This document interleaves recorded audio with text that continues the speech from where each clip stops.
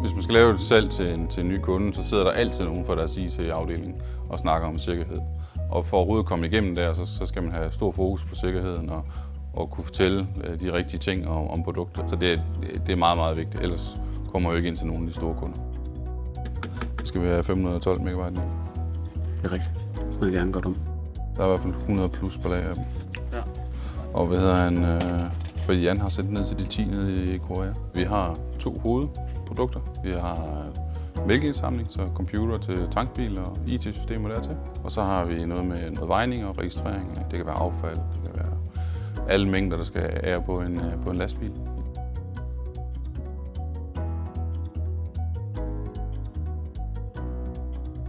Når vi kommer ud til IT-afdelingerne ude ved f.eks. store mejerier og kan fortælle om, hvordan vi transporterer det her data, så er det noget, vi får go fra med det samme. På den måde er det noget, der sælger vores produkt.